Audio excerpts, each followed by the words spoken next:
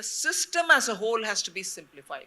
And that is why we are bringing the new Income Tax Act, which will replace the old one, which has been there since 1961, which has had so many additions to it. The original intent of the law and those additions which have come in. I'm not saying the additions are violative or in contradiction of the original intent, but they have been added and added as India was going through changes as well. 1961, 72, 73, 75, there were additions, even before and after. 91 and after, there were changes made, additions made. So the language, the tightness with which it has to be done, and also the loose ends which are here and there, are all being tampered or tinkered with at different times. So actually it's become such a tome, so bulky.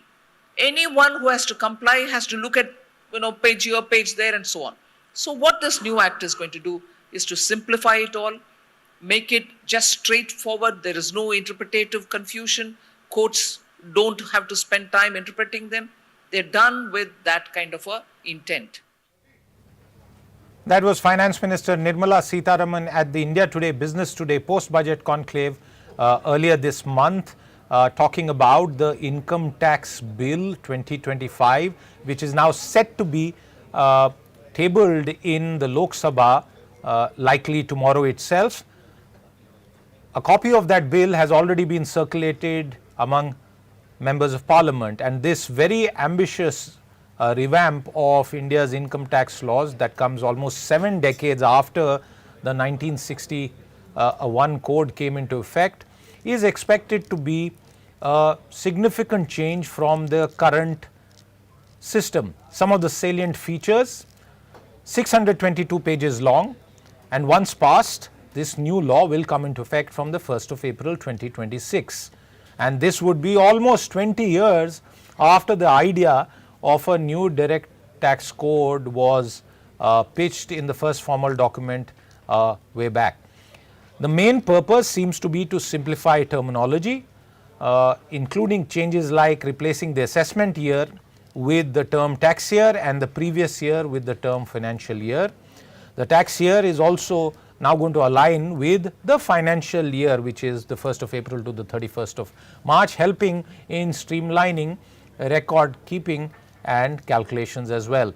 The bill in the first reading seems to expand the scope of tax regulations. It includes updated definitions, basically making some changes to bring the code up to time with a digital era.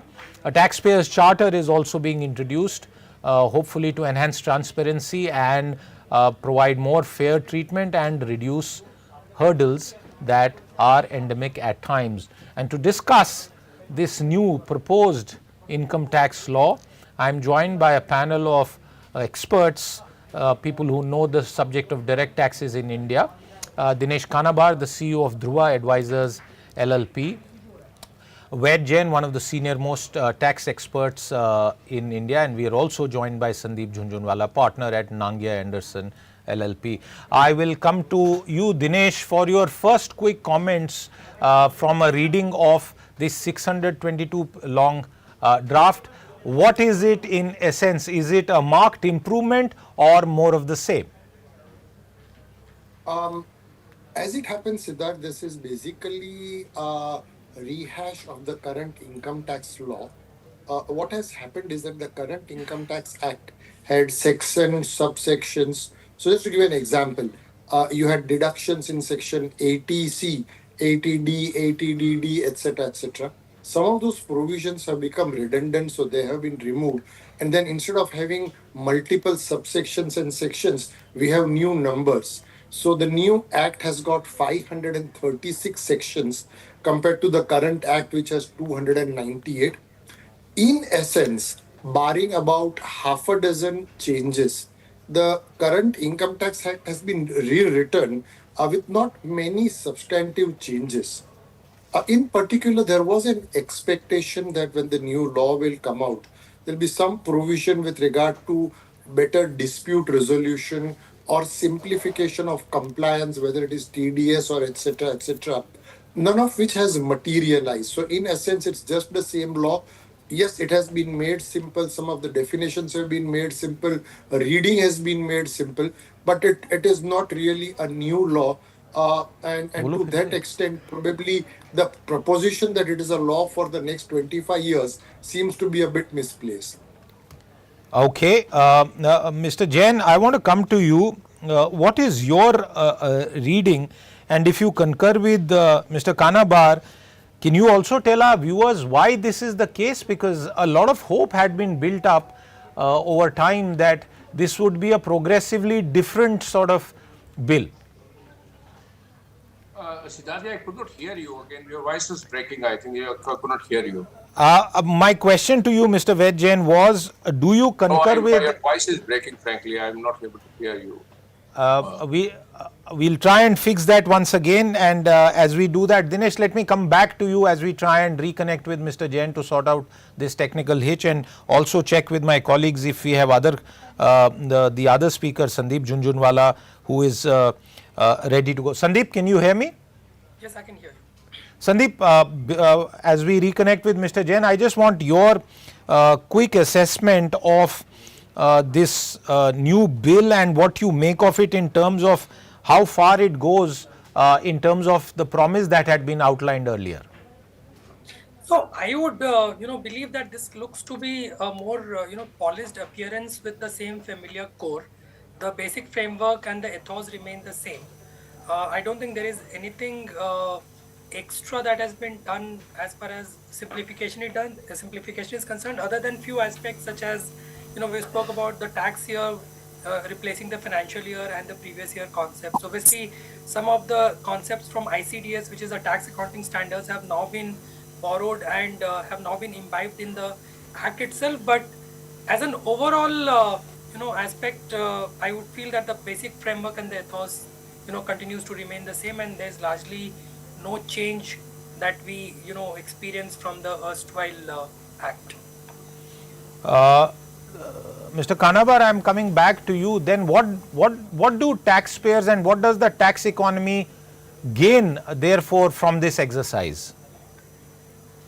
So what had happened is that, Siddharth, this exercise began quite a few months ago. Representations were made by various chambers of commerce, professional bodies, chartered accountancy firms, and there was a newspaper report which seemed to suggest there were almost 2,000 representations which had been received over a period of time. Those changes, those recommendations were to see how we can make, for example, mergers and amalgamations better, how we can make dispute resolution quicker, faster, simpler, etc. Apparently, it seems that at this point of time, none of those have been considered at all. Maybe over the next 2-3 years, as I hear from Niti Aayog, those changes will come about. Today, all that has happened is that instead of having a section with many sections, subsection, provisos, explanations, it is just rewritten in the same format that it was earlier, but nothing much has changed at all. So for the act really to be an act which will make it a Viksit Bharat and an act for 2047, changes will have to come in the future. This is not that act. Okay, this is not the act as Dinesh Kanabar says for a Viksit Bharat kind of economy. Sandeep, this point earlier, 298 sections now going up to 536. Is this decluttering and was it necessary? So the way it has happened is, if you look at the construct of the existing act, 1961 act, we have 23 chapters that continue to remain the same, but we used to have an alphanumeric series running there. Say, for instance, if you look at the TDS provisions, it used to start from 194 and then goes up to 194R, right? So it's more of a, alphanumeric series which is used in the current act. Now that gets consolidated in some sense, and now the numbers are, used in a numeric sequence. So it's not decluttering, but in some sense, while they have tried to group multiple sections together, A classic example of that would be TDS sections. Multiple sections have all been brought together under a single section itself, which is called Section 363 under the new finance bill, the new income tax bill 2025. But I think this 298 to 536 is happening only because of the deconstruct of an alphanumeric series now into a more sequential numeric series. I'm hoping that you can hear us, Mr. Jain, now. Now, yes, I can hear you very clearly now. Okay, wonderful. Tell us, what do you make of this effort? And I must also remind our viewers that ever since 2006, when the first direct tax code draft was circulated, that itself underwent 3 changes, and there were some controversial provisions. And today in 2025, as Dinesh Kanabar said, tax law for Viksit Bharat. Do you think this effort makes the cut, Mr. Jain? I see this budget, this income tax bill is an exercise to trim the Income Tax Act, and I think to put the existing Income Tax Act in a reworded, format. And I had the occasion to go through the various provisions during the day, because only in the morning it was in public domain. So one thing which I noticed is, by and large, it is just a rewriting of the existing Income Tax Act, where you have been taken out all those sections which have become over a period, have been deleted or redundant, I will say, odious, whatever it is, and the existing provisions have been renumbered. And because of the amendment made in the last 64 years, where you could find various A, B, C, D clauses, sub-clauses being added, and some of the provision like TDS, etc., getting scattered here or there. Frankly speaking, I could not notice any substantive change in this Income Tax Act. And slab rate, tax rate, etc., of course, they are expected that there will be no change on that part.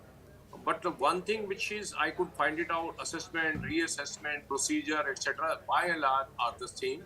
One reason I believe is that over a period, so many amendments have been carried out, and the department, or I think the finance minister, is confident that what we have today is a good system of administration, tax collection, etc.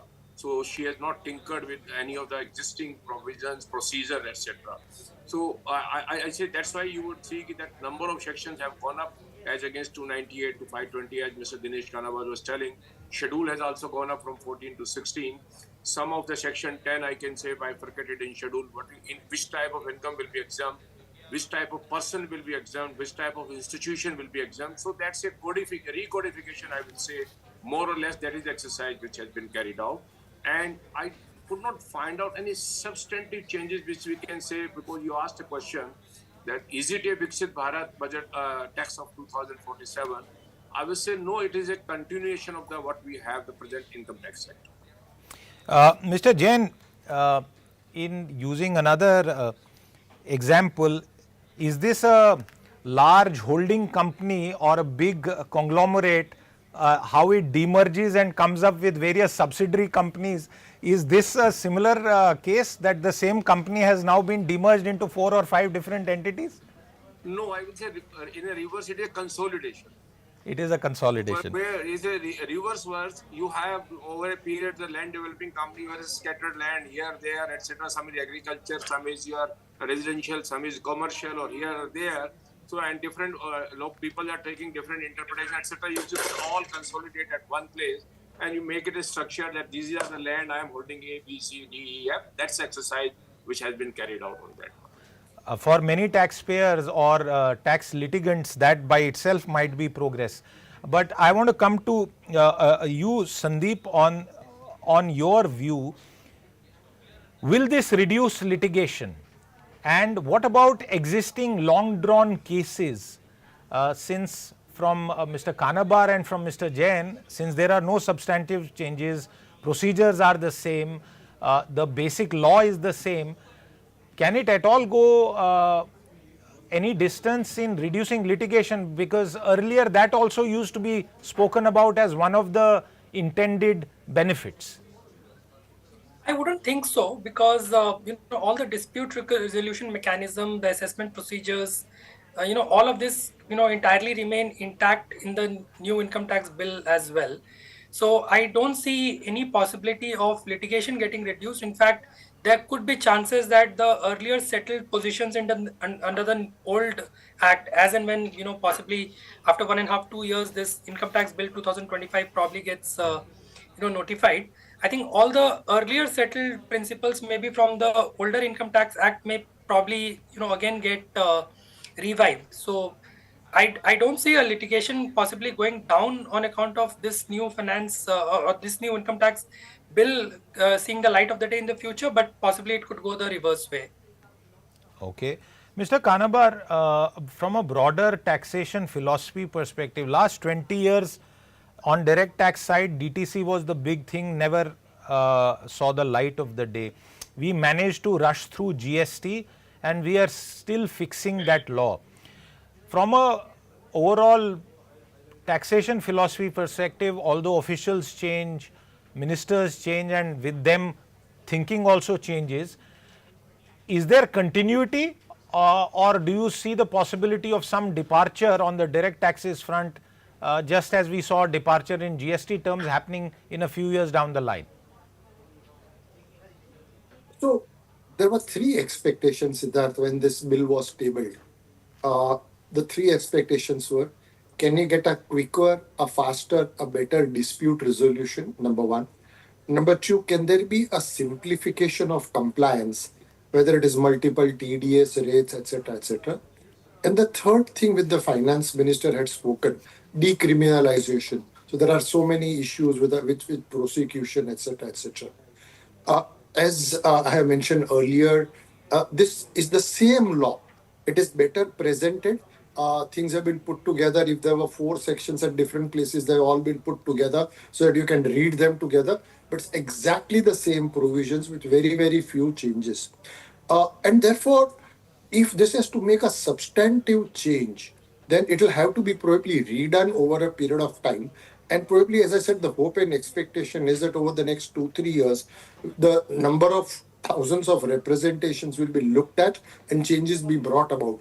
But this itself is not the change that one is looking for. And this is not something which will radically transform the Income Tax Act into something like a GST, which subsumes so many laws and made up material change. Mr. Jain, you have also been involved during the DTC era of the back and forth that happened. I'm just wondering, what is it? Is it the reluctance of our Central Board of Direct Taxes and the entire paraphernalia there to reimagine things, or is the sheer complexity of the taxation system a reality that we should not expect some massive revamp and we should be happy with even this exercise? See, to answer your last question first, I think the taxpayer will be happy because there is a continuity.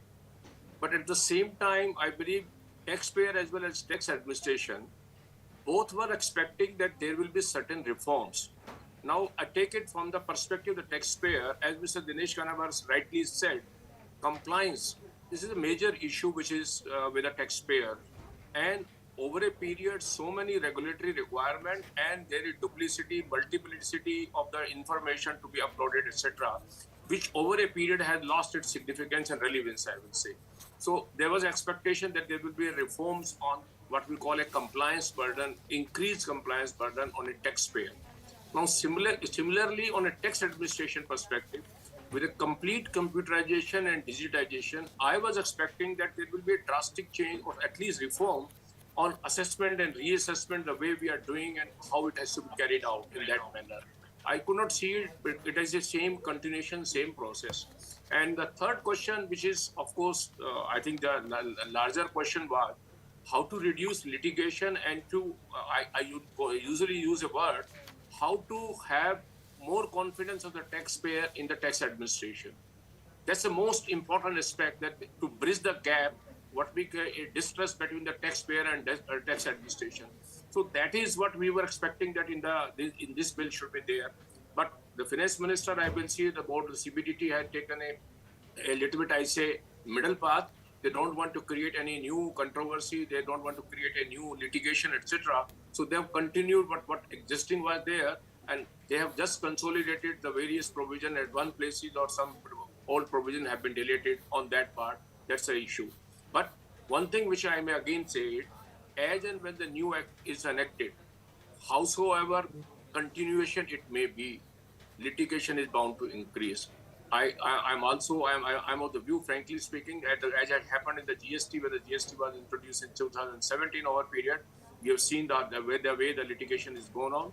Even the Finance Act 2021, which created a lot of litigation across India, writ petitions. So we have not been able to go through the various provisions, but over a period, some challenges will definitely come, and then we can expect some correction the way it has been happening in the next every year, 1 or 2 years, some correction going on in this new act also.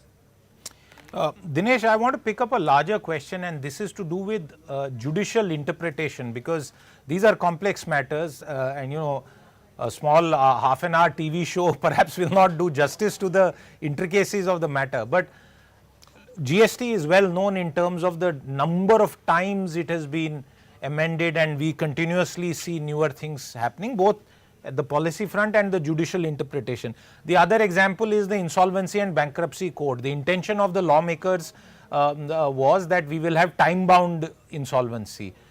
The first thing that disappeared in the courts was time-bound. I don't think there is any case that I can recall of at least the big insolvency cases which remain time-bound. From that perspective, what would you have to say on the issue of just the nature in which some of these disputes get settled? Overseas domains, tax officers and the taxpayers sit across the table and arrive at settlements. Here even 1 rupee matter can go right up to the Supreme Court. So, Siddharth, couple of points. First of all, when you look at GST subsumed a number of laws. There was service tax, works contract tax, VAT, octroi, everything got subsumed into one law. It was a radical change, and any such radical change would take time to implement. And the fact that it has taken time to settle down does not deter from the fact that it was a very, very major radical change. Similarly, when you look at insolvency code, there was nothing at all. And we brought in something, sure, it is not working entirely satisfactorily, but it's a great initiative. Unfortunately, when it comes to direct taxes, and when I look at the direct taxes bill, as I said, we have today a situation where appeals are stuck up for 6-7 years from the first level of an assessing officer to a commissioner appeals. Matters are stuck up in high courts, we have multiple interpretations. Incidentally, Siddharth, just to tell you, it's not that every matter can go up to Supreme Court.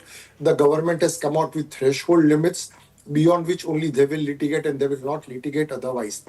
But here was an opportunity in the form of a new bill where some of these changes, like you mentioned, how could we settle disputes sitting across, negotiating, etc., etc. Many of these were made as representations, and they have not been incorporated, at least at present. And I do hope that over a period of time, these representations do get heeded, and we can see a much more smoother dispute resolution than what we see at the present.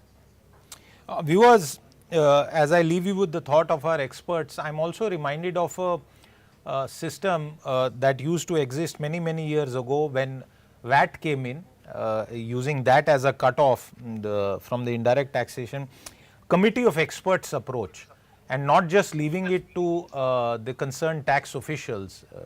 And this is not to doubt their intentions, but perhaps a committee approach also helps, because there is more than enough expertise within the government, but more importantly outside the government also, of well-wishers, of people who are willing to give their time, who will go into this. Hopefully this income tax code bill, since it's going to Parliament, will go to a standing committee, and hopefully our learned lawmakers there who understand this subject will call for experts like those who are right on the screen at this point of time, and understand what is the real potential. Because my takeaway, viewers, from the experts here is that perhaps this was a promise that had been made, and a first step has been taken to fulfill that, but this is perhaps going to be a long journey to have a tax code on the direct tax side, which will be able to deal with the economy that with Viksit Bharat timeline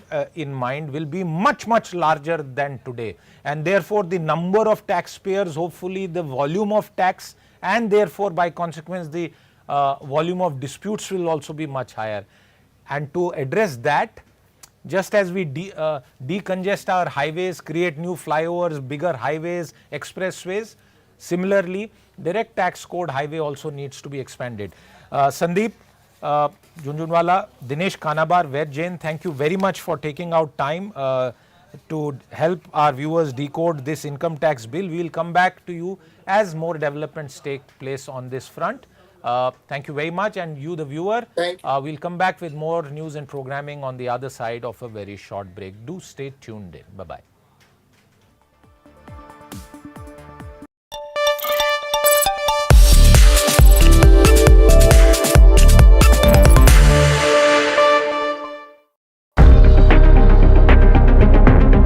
If the chemistry 4 years ago between Prime Minister Narendra Modi and US President Donald Trump is any indication, the two world leaders will get along well again. Within 25 days of Donald Trump's return to power, Modi will visit the White House, a move symbolic of the perceived close ties between the two nations. The fact that the Prime Minister has been invited to visit the US within barely 3 weeks of the new administration taking office shows the importance of